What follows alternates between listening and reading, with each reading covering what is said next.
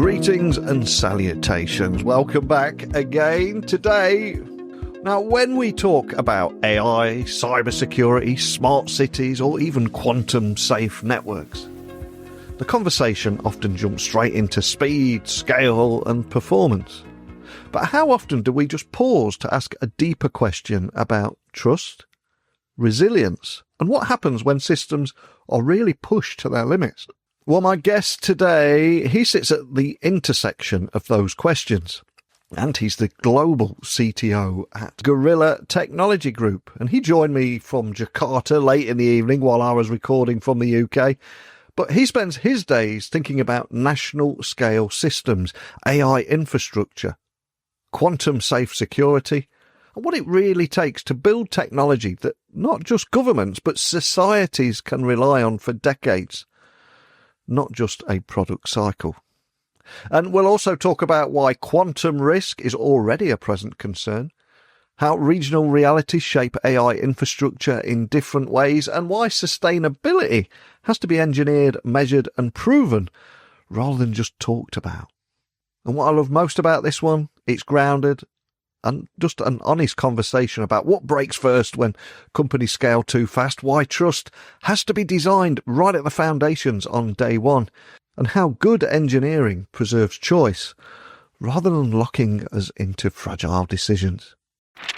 Here at the Tech Talks Network, we now have 9 podcasts and approaching 4,000 interviews, and that is only possible with some of the great friendships that I've developed over 10 years of podcasting. And a company that I'm proud to call friends of the show is Denodo, because not only have they been on this podcast multiple times, they also help make sense of the AI data chaos that we're seeing now. Because the data world is louder than ever. AI hype, lakehouse complexity, and pressure to deliver more with less. These are things that I talk about every day on this show. But Denodo is helping businesses make sense of it all, because they provide a unified data foundation for trustworthy AI, lakehouse optimization, and data products that finally bring service to life. So whether you are a CIO or a builder, Denodo helps you activate your data with speed and governance. And their global partner network also helps you accelerate every step of the way.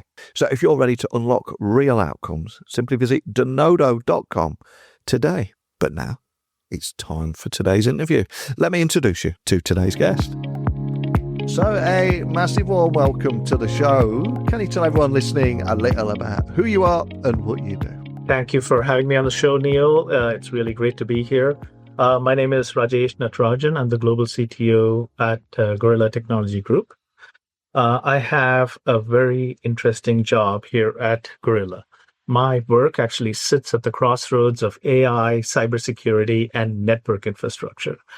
And I spend a lot of my time focused on building resilient, sovereign-ready platforms, the kind of systems that need to kind of operate securely at scale, and systems that often exist outside of very traditional cloud environments.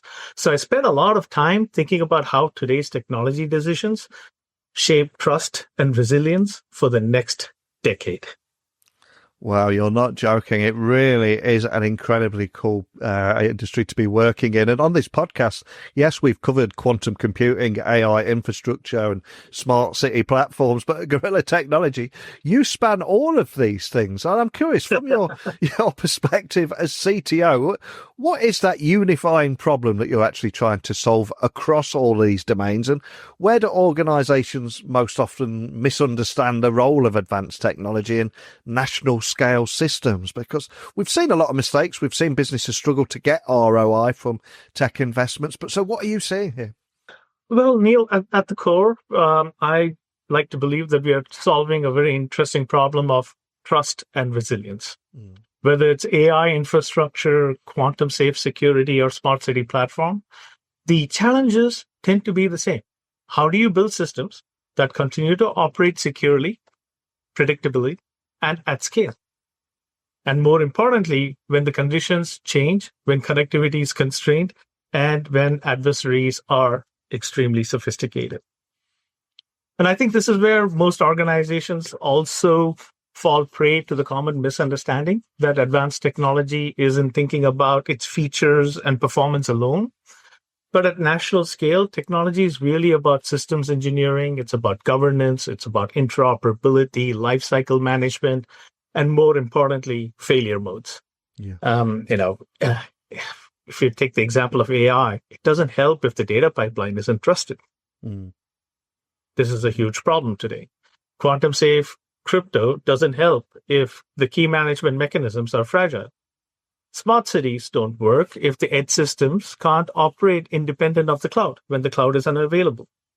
So there are all these constraints that have to be taken into consideration before we actually even move a step forward. So the way I think about Gorilla is that our role is less about chasing the latest and greatest technology, but it's more about integrating the right technologies into architectures that governments and operators can rely on for the next 10 to 20 years. And that's exactly what you're doing. And before you came on the podcast, I was reading that Gorilla recently launched a quantum-safe SD-WAN aimed at future-proofing national AI and network infrastructure. So quantum safe is a term that many leaders hear but struggle to contextualize. So what real-world risks are governments and enterprises exposed to today if they delay taking action in this area? Because I think it's a very important conversation, especially as we're preparing to enter 2026. Yeah, it is. And it is an area which is riddled with misconceptions. And in my humble opinion, the biggest misconception is that quantum risk is a future problem. But in reality, the exposure already exists today. You have adversaries harvesting encrypted traffic with expectation that it can be decrypted later once quantum-capable systems mature. That means that sensitive data moving across networks today, governmental communications, infrastructure telemetry, IP, personal data, may not remain confidential in the future if it's protected by just classical cryptographic methodologies. The second risk is an architectural lock-in. Networks and AI platforms have long life cycles, 5, 10, sometimes hopefully 20 years, given the amount of CapEx that goes into some of these projects. And if quantum safety isn't designed in now, organizations will face this costly and very disruptive retrofitting problem later on, and often at the worst possible time. Yeah. It's like the lock on your door at home, right? So it's always good to have a lock which is strong, whether you need it or not. And finally, also, I believe it is important for us to recognize operational risks. Quantum safe isn't just about algorithms. It's about how keys are managed, how systems update themselves, and how trust is maintained in a very distributed infrastructure. So delaying actions will basically narrow down options and will traditionally tend to force us down very rushed decisions, right? So the pragmatic approach, in my opinion, is to start with a hybrid crypto-agile architecture today, so that you're protected now, one which is adaptable later, and certainly making sure that we're not betting national scale systems on hope. And as you said there, at the same time, there is healthy skepticism in the market about how close quantum threats really are. And as you said, a future problem, some people see it as, which seems bizarre to me, especially where the entire cybersecurity industry is trying to be more proactive than reactive. So that kind of thinking just blows my mind. So how do you prepare balancing that long-term cryptographic shifts without overspending or over-engineering in the present? Because I would imagine you still have to find that balance. Yes, and I think that's what most of the companies hope that they hit at the right and most opportune time. Yeah. But let me first acknowledge the fact that the skepticism that you talked about, it's healthy, it's real, and we share it too. Preparing for quantum risk, it doesn't mean, building a hypothetical future at any cost. I wish we had blank checks, right? As a technologist, a blank check is my pipe dream, right? But at the end of the day, right? So this balance that we keep talking about, it comes from crypto agility, right? You don't rip out existing systems, right? And you don't bet everything on unproven algorithms. And instead, what you typically tend to do is you design architectures that can evolve, right? Where cryptographic primitives can be swapped out, policies can be updated, correct? Performance trade-offs are understood upfront. And practically what that looks like is that it just means you start with hybrid approaches, right? Target the most sensitive data paths first. Align upgrades with normal refresh cycles, right? Because these algorithms get updated pretty consistently. There are new standards coming about. NIST has certainly set its path on 2030. Trying to get on that particular bandwagon is going to be super important for all of us. And by doing this, what we get is protection against known long-term risks. So let's not chase the unknown ones. Let's at least chase the known ones, which we can actually control our destiny with. And we want to do this without carrying any unnecessary costs or complexity. Today, I think that's very important. The mistake isn't under-engineering or over-engineering. It's not about engineering. It is about locking ourselves into designs that remove optionality, right? Good engineering preserves choice, in my opinion. Something that we strongly believe at Gorilla, and that's something that actually helps us scale the way we are scaling today as well. This is even more important when the timeline of this disruption is uncertain. So we have to kind of, to some extent, brace that uncertainty, but at the same time, take a very pragmatic approach from an engineering standpoint as to how we can deal with that uncertainty as it becomes certainty, should it. And before you joined me on the podcast today, I was doing a little research and I quickly came across a $1.4 billion Freya Singapore contract to help build Southeast Asia's AI data center backbone. It feels like a massive milestone here, but what does a project of that kind of scale reveal about AI infrastructure priorities and how they differ between regions like, let's say, Southeast Asia, Europe, and North America? Because it's a massive story, this one, right? Yeah, it is. It is. We're very fortunate to have actually won that particular deal. See, at the end of the day, right, a project of that scale, it just makes one thing exceptionally clear to me. AI infrastructure priorities are deeply regional, even though the technology stack looks just the same. Yeah, at least on paper. Right. In Southeast Asia, if I think about it, the priority is around speed. It's about sovereignty of the data. It's about efficiencies. Demand is growing exceptionally fast. Power and land are constrained, and governments want these infrastructures that can be deployed quickly, scaled with modularity, and operated locally. This is very important here in Southeast Asia. And there's a strong focus on right-sized capacity, right? They want to make sure that there's energy efficiency and resilience, but not excess. And this is a kind of a governing principle here in, at least that I'm seeing here in Southeast Asia. In Europe, on the other hand, the conversation is more constrained, I believe, humbly, by regulation and sustainability, right? People talk about grid access, carbon accounting, heat reuse, and compliance frameworks shape. That's what's essentially shaping the architecture and the decisions as much as performance does in other regions, right? So expansion is happening, but it is deliberate and it's tightly governed. And I see goodness in that kind of an approach as well. And then you have the North America, right, particularly US, where it's all about optimizing for scale and specialization. You see these large purpose-built AI clusters often tied closely to the hyperscalers with fewer constraints around speed of deployment. They want it functional. If it takes another couple of months, it's okay. Southeast Asia, no, I want it today, right? That's a sense of urgency, right? But Similarly, like, in North America also, like there's this higher expectation around raw performance and throughput. It's that thing, right? Why get a V8 when I can get a V12 in this car, right? I want that V12, right? And if I just step back and just think about the Freyr project and what it highlights is that there is no single global blueprint for AI infrastructure today. Mm-hmm. The winning architectures are the ones that tend to respect local realities, and these realities are measured in power, policy, and economics. The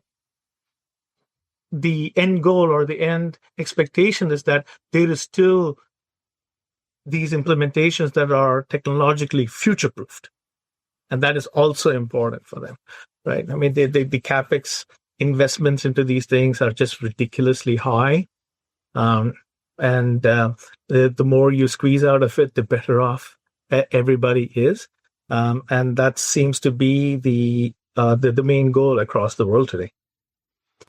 And I suspect for many people listening, when they think smart cities, they think about efficiency, safety, and sustainability, but they also raise concerns around surveillance, data ownership, and public trust, which again feels like quite a delicate balance. So how do you at Gorilla approach smart city deployments in a way that earns trust rather than resistance from citizens and policymakers, etc.?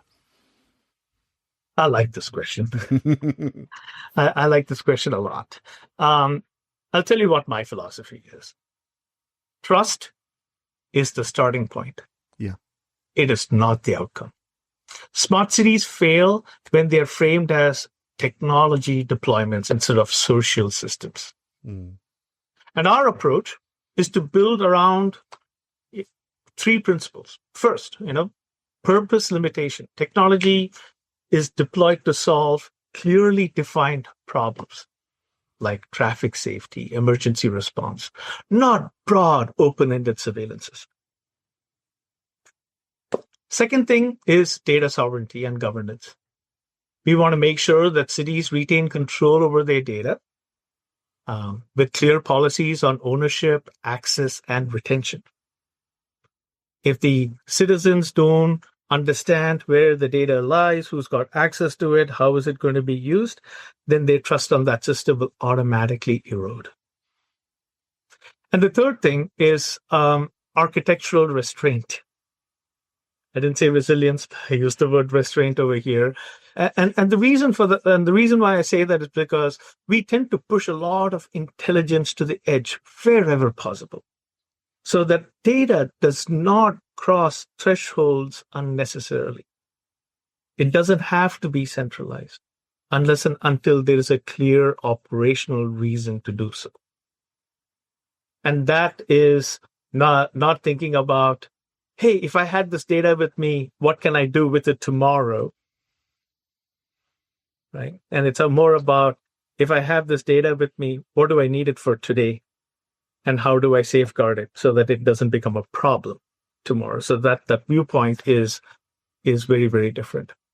And along with this, I also believe that when citizens and policymakers understand what these systems do and what it does not do, more importantly, and who is accountable at the end of the day, the resistance tends to drop significantly, right? Transparency and governance, in my humble opinion, matter more than sensors and algorithms. 100% with you. And of course, 2025 has been a fantastic year for Gorilla. You reported a record Q3 revenue and also issued guidance through 2026. And I'm curious, for other tech leaders that are listening and from a tech leadership standpoint, what is it that tends to break first when companies typically scale this quickly? It's a nice problem to have. And how are you designing your platforms and your teams to avoid any failure points that you may have seen others make in the past? Yeah, we certainly have been really blessed in 2025, and 2026 looks even better. But it's important for me to recognize one thing, right? What I can tell you, what does not break first. Yeah, technology does not break first. What breaks first is alignment. Processes lag behind scale. assumptions that we had stop being true. And the scary part is teams end up solving yesterday's problems with today's complexity. Yeah. That is what kills companies. So from a platform standpoint, I think the biggest risks are literally like brittle architectures, hidden dependencies, systems that work at smaller scale can fail when the load increases, right? This is just engineering physics. There's no two ways around it. This is something that we just need to constantly look into. And that's why, my fundamental philosophy and goal within the organization is to design for modularity, right? Clear interfaces, operational observability from day one, right? Without these two things, nothing ever gets out of our company from a release perspective. There's also the human aspect of this, and the biggest human aspect problem when we scale too fast is decision velocity. Things take time. People start second guessing themselves, right? So as organizations grow, right, like decisions naturally, they tend to slow down, right? Ownerships blur. And, God forbid the technical debt, the bad word for all engineering organization, that tends to accumulate, right? And the way we counter that is we keep teams small, we keep teams accountable, and close to the system that they build, right? With very clear technical standards, right? So I have a center of excellence who's looking at what we should be doing, what we should not be doing. They, spread that knowledge across the organizations. And when teams have to make localized decisions, they're using these patterns and practices. And if they think that there's a better way to do, they can go back and interact with the center of excellences and change those patterns and practices if required. But it's a very important thing for us to also be flexible along those lines, right? So like today, my engineering and my operational team, it's a global team. I have teams in Taiwan, in India. I'm building one right now in Thailand. I have a team in Egypt. I have a team in UK, right? And the idea for us is to hire the best and brightest talent that we find, give them autonomy, give them accountability for the tasks that they run into, and make sure that, the agility that we need within the organization is there.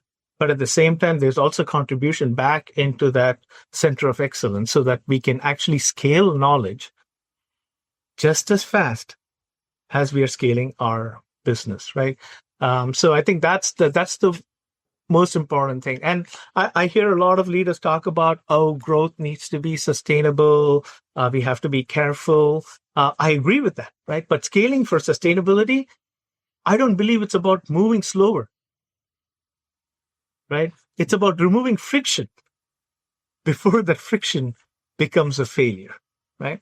And I think waking up every day and, just thinking in terms of how can we solve this problem better? Not necessarily build a better mousetrap, but is there other ways for us to get this optimized, right? And I think inculcating that culture across my entire engineering organization is one thing that's actually helping us scale. Similarly, the procurement methodologies across these different regions that we work in are very, very different, right? So if you do not have patterns and practices over there, even the procurement life cycles become a lot complicated for us.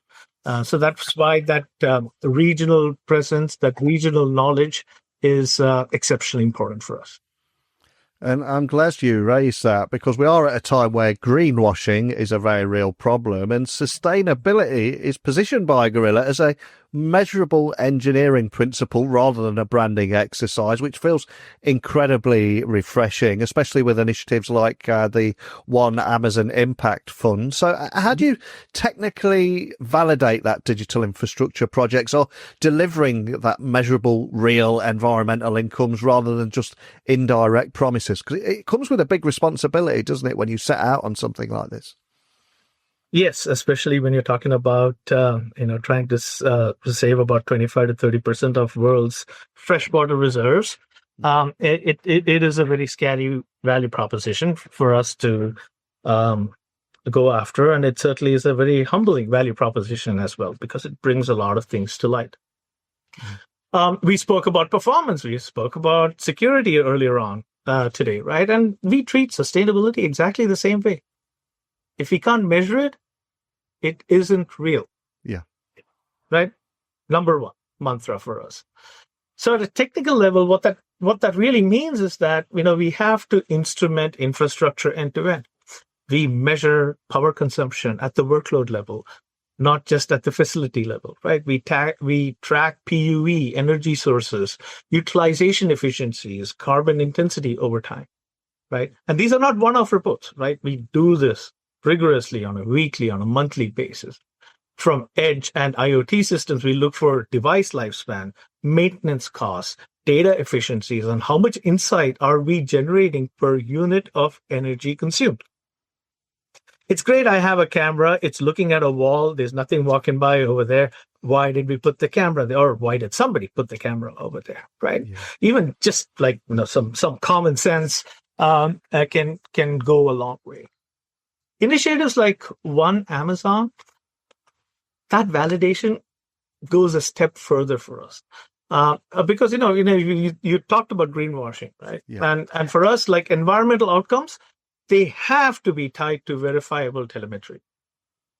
Whether that's sensor data, satellite correlation, or just independent data sets, right? We don't want impact to be inferred. We want it to be observed. Like reforestation, biodiversity signals that we talk about, any anomaly reductions, they are measured continuously and audited periodically. And that's very important for us, right? And I call that closing the loop. So the key over here is we have to close the loop, right? Digital infrastructure, it needs to produce data that proves its own impact. And if a system can't demonstrate that feedback cycle, we don't call it sustainable, regardless of how good it looks on papers or slides. So that's a very important thing for us. And how important it is to you really shines through. And anyone listening to this podcast, if they pop by your website, one of the first things that they will see is your chairman and CEO was nominated for the 2025 Nobel Sustainability Trust Award in leadership in implementation. So again, big achievement. But what responsibility does that place on the tech organization itself? And how do you personally define success when innovation, security, and sustainability are almost, or sometimes pull in different directions, maybe? Yeah, totally. Like, before I dive into your question, congratulations, Jay, and congratulations, Gorilla team. The tribe has been working really hard, and these recognitions, they're once in a lifetime. Maybe for us, it might be twice in a lifetime. Let's see how things go. But the interesting aspect over here is that recognitions like these, it raises the bar internally. Whether it changes anything externally or not, it doesn't really matter. It raises the bar internally.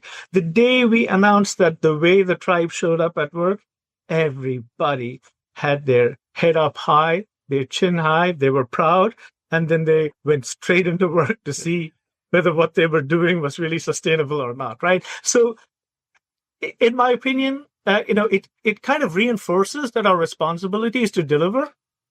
We don't believe in declaring intent.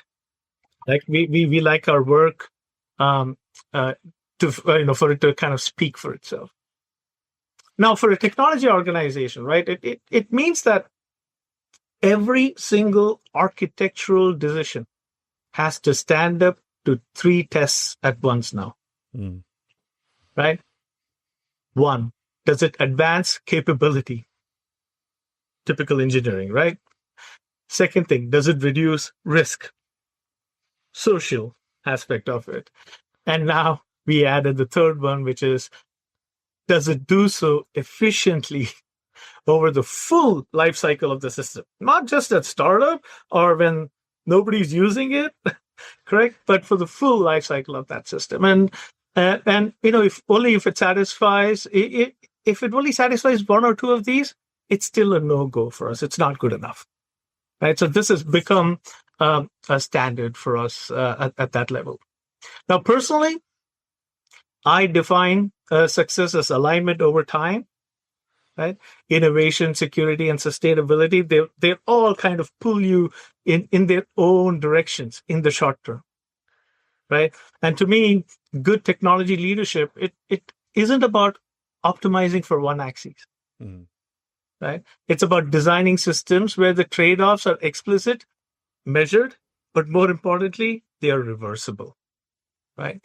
So if 5 or 10 years from now, the systems that we have built are still trusted, still adaptable, and still operating responsibly in the environments that they were designed for, then I think that, me and the tribe, we've done our job properly, right? Awards are not. And I think that is such a powerful point to end on. But before I do let you go, anybody inspired by your journey, want to find out more information about your work and what you're going to be doing in 2026, and there is a lot going on there, where would you like to point everyone listening? I think the best place to go check us out is at our website, www.gorilla-technology.com. We publish case studies and blog articles pretty periodically. There's going to be a few more coming up in the new year, which are specifically sustainability focused as well. So that's a great place. And you can always also look us up on LinkedIn. Awesome. Well, I would add links to everything, including some of the work that you're doing there. I encourage everyone listening to check you out, and you really are leading by example on this stuff. But more than anything, just thank you for taking the time to share your story. Best of luck next year. Hope to get you back on, see how things progress. But thanks for joining me today. Thank you for having me, Neil. Appreciate it. I genuinely found this conversation refreshing because I think it cuts through a lot of noise and focuses on fundamentals. The kind of fundamentals that often get lost when chasing headlines. And what stood out to me was the way that he framed trust as a starting point rather than an outcome. And whether we are talking about quantum safe networks, AI infrastructure, or smart cities, I think it's that mindset that feels increasingly important, especially as technology becomes more embedded in everyday life and national systems. And if this episode got you thinking differently about how we design for scale, resilience, trust, transparency, sustainability, all those things, I'd love to hear your thoughts. So please, techtalksnetwork.com. You'll find how you can send me DMs on socials and even leave me an audio message from the site. But that is it for today. So let me know your thoughts and I'll return again tomorrow. Bye for now.